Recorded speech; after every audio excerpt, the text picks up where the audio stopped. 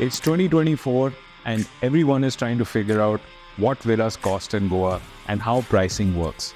Now, it's not that simple and there's no straight-cut formula, but I'm going to divide this video into two parts. And in the first part, I'm going to talk to you about what different categories of villas normally cost in Goa.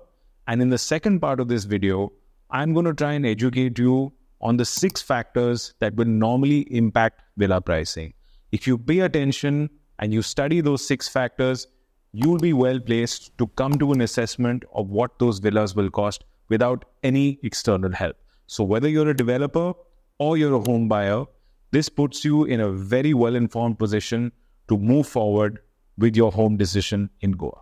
So now, without further ado, let's start with what villas cost in Goa in 2024. Before we get into the individual villa categories, let's talk about our base assumptions as usual. We are only dealing with villas in the luxury segment. We're only dealing with villas which have private pools, and we're only dealing with villas by reputed developers. So if that's your thing, this is the video for you.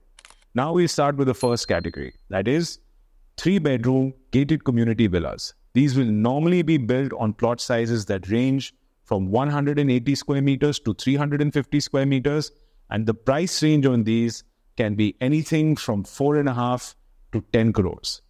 Again, it's a big range, but it depends on factors which we talk about in the second part of this video. The second category of villas we'll talk about is 4-bedroom gated community villas.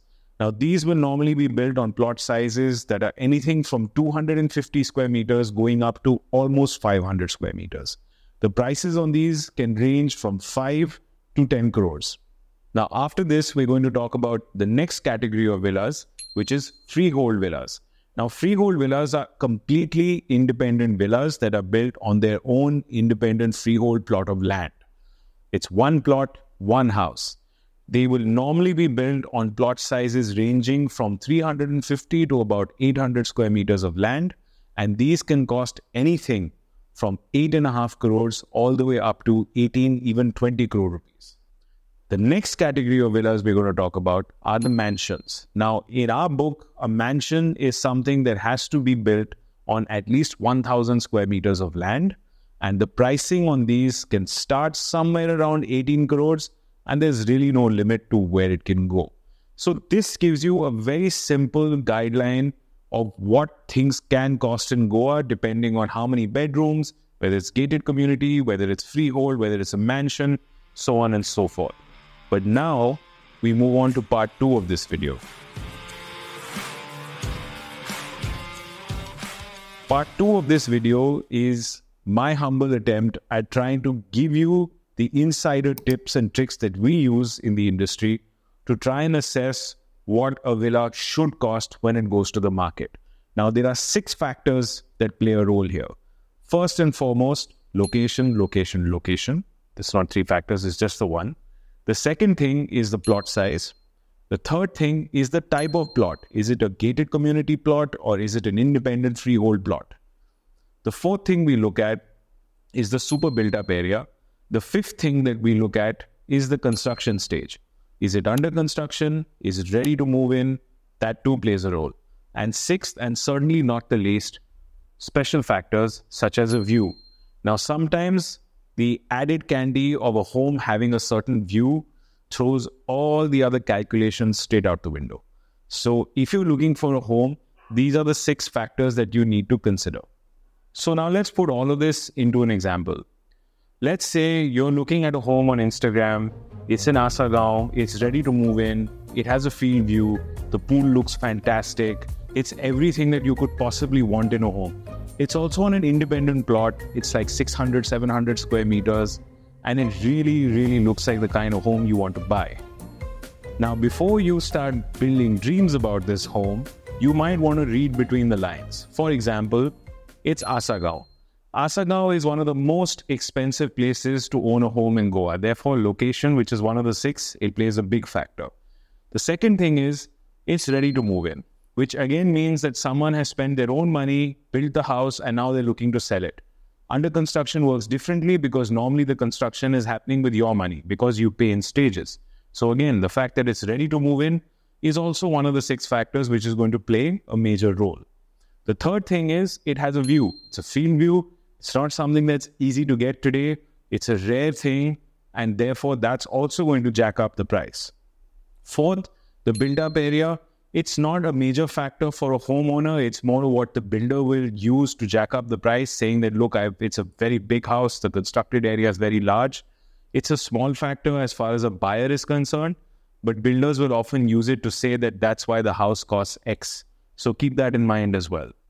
You also need to consider the plot size. Now, being the fact that it's Asagaon and being the fact that it's, say, 600, 700 square meters, that's a sizable chunk of land in a very prime part of town.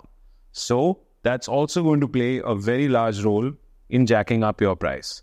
Also, the land type. It's not in a gated community. It's freehold. It's totally independent. So when you add up all these 6 factors together, every single thing about this home reeks expense. Okay? It is not going to be a budget-friendly home. It is going to be a very high-end, premium-priced home because of the location, the view, the construction stage, the land type, the built-up area, the plot size. There is nothing about this home that suggests that it's going to be cheap. What would a home like this cost? I'm sure you want to know.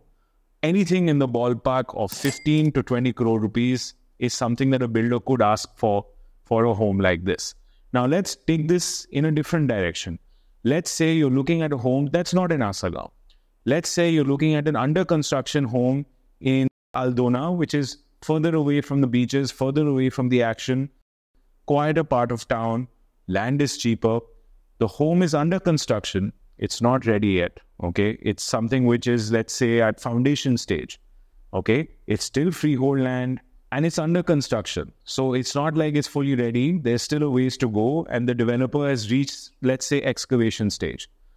Let's assume that this one is double the plot size of the one we were talking about in Asagaon. So instead of 600 square meters, this one might be, let's say, 1200 square meters, which is a very big jump. It's a 100% jump in land size. The built-up area, because it's a bigger plot, let's assume the developers built a larger house, all right?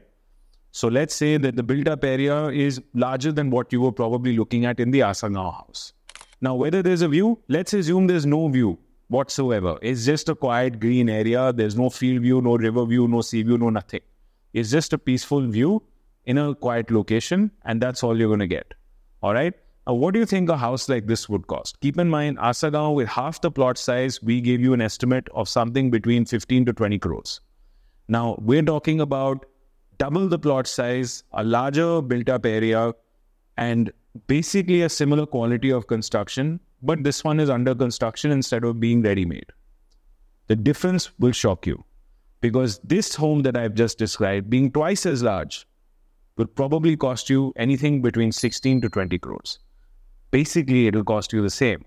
So on one side, you can look at a home which is ready to move in the prime part of Goa, and you're going to end up spending X.